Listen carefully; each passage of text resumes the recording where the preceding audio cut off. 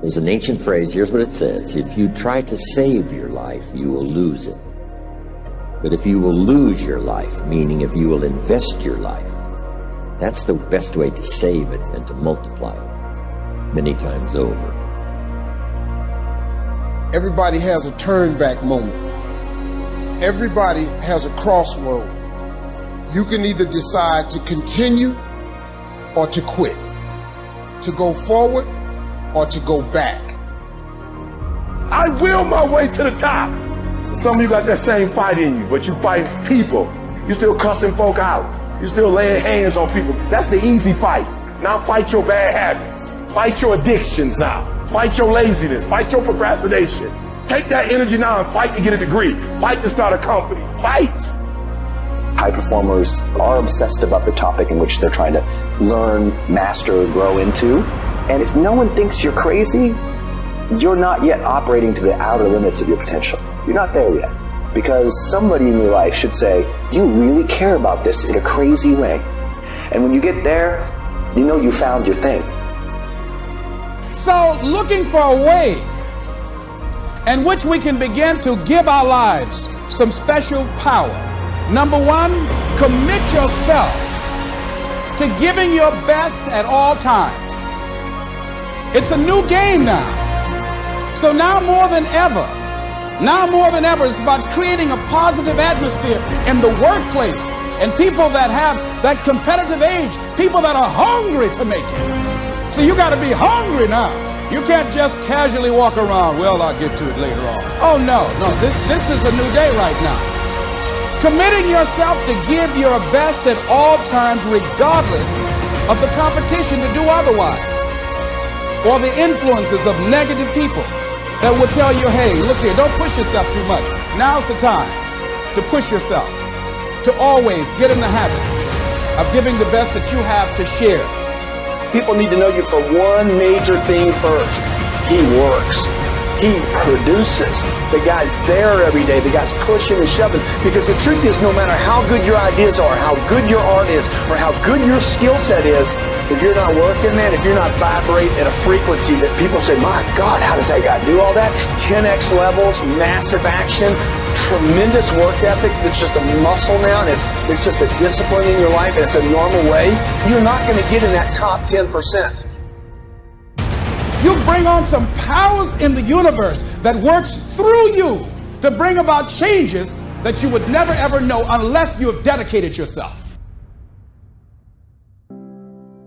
I believe, my new tagline is, I believe you can make a difference in your life if you have a consistent, everyday, persistent, without quit, enjoyment of the pursuit of your potential. And when I came up with it, obviously it resonated with your life. And there was a saying when I originally watched the movie, and I didn't know you at the time, and it was before that I went through my own bankruptcy, my own bottom that I hit. It was, life gives me, you could look at it as a setback, or is it a setup? And when I watched the movie, and then when I read your book, and I got to, you're a setup guy.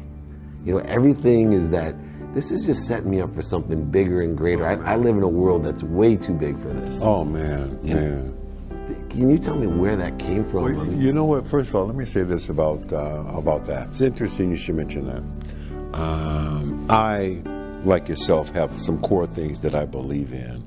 And that idea that you just shared with me. People talk to me a lot of times about hope. And hope's a beautiful thing, but I have to always ask people, well, what's the nutritional value of hope? Right? You're going to tell your children we got hope for dinner, right? Again. Right? Hope's a beautiful thing, but it's always more important, David, to have a plan. And not just a plan, but plan A. What is plan A?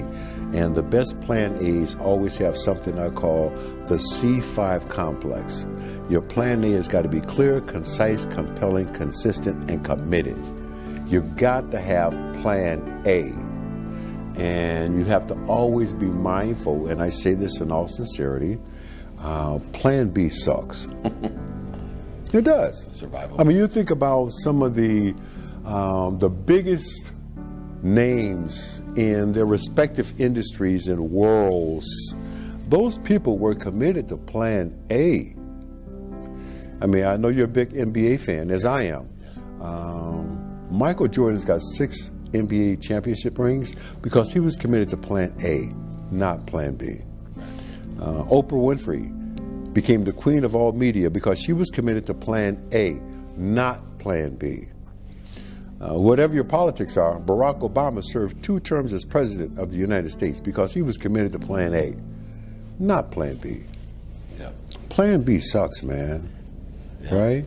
And something else you said earlier that makes me think of something that I share with people is this whole thing about owning it. Yeah. I have to explain to people all around the world, why do you spell happiness with a Y? That Y is there to make us all mindful that it is you and your responsibility, you and your opportunity to create the life that you want for you and your family. That's why we spell happiness with a Y. If you really analyze your beliefs, you'll change them. I had a friend one time, I was trying to figure out where do beliefs come from. How do you, because all religion and all science will tell you, you got to believe it. William James from Harvard, 1900, he said, believe and your belief will create the fact. So belief is an interesting word. You got to believe it. And I was having lunch with a mentor one time, and he said, our belief system is based upon our evaluation of something. Frequently, if we reevaluate a situation, our belief about that situation will change. It was like bells were going off my head because I was trying to understand belief. How do you change your belief? Well, he told me it's through reevaluation. And so I started to evaluate myself and reevaluate what I was doing. It took me 9.5 years, but I figured out why I changed. And it was the repetition of information. Thank you. You're in sports, you know, it's repetition. Yep. Repetition, repetition. Well, but practice doesn't make you perfect. Perfect practice makes you perfect. There's a big difference. Great point. And so I found that the part of our mind that controls our behavior is not the part of our mind that gathers information. School deals with the part of your mind that gathers information. And so we gather all kinds of information, and if we can remember it, they give us a test, we pass the test, we get the degree, and we're educated. That's not education at all. That is gathering information. Education, as Hill pointed out, comes from the Latin educo, meaning to reduce, to develop, or to draw out from within. We have genius in us. We have absolute perfection in us. And what we have to do is learn how to tap into that, to let it out. But we have a part of our mind that controls our behavior, and that's where a paradigm is. And the paradigm literally controls our behavior. I don't care what you're doing. If you're not altering the paradigm, you're not going to improve your results. Many people may or may not know, you can actually name your alarm. So my alarm, I don't put it by my bed. Why would you condition yourself to put something as important as what's going to help you get up in a place where it's easy for you to make an excuse, right? So my phone is across in another room for 2 reasons. Number 1, I have to physically get out of bed. And number 2, Amy's going to kill me if that goes off for too long. So I am sprinting to turn that thing off. And the first thing I see on the screen is my mother's name, Jan Fishman Newman. My mother passed away 11 days before my 8th birthday. So if the first thing I see is Jan Fishman Newman, you think I'm hitting that snooze button? When I'm 42 years old. My mother passed away at 38. I've been given 4 extra years, 1 day at a time. You think I'm going to hit that snooze button? And so for me, I've conditioned myself to connect to what drives me to recognize you will not make an excuse. Man, see, I knew about Mom, but I didn't know the phone piece of it. I didn't know that. And then I'll share with you, it's actually right here, Same Journal. Once again, it's all the environment that we set up.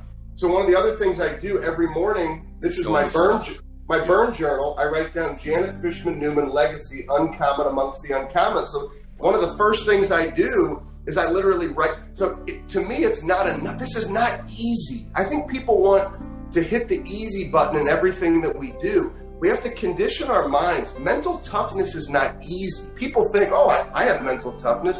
You have to condition your mind. Your mind is the most powerful weapon that you have. It's a muscle. So Ed, you and I, we can work out our muscles, but the reality is this is a muscle that far too often people don't condition that muscle. So I've conditioned it to see my mother's name, but then I've conditioned it to write down and to deeply connect to the burn. Once I do those two things, it's go time.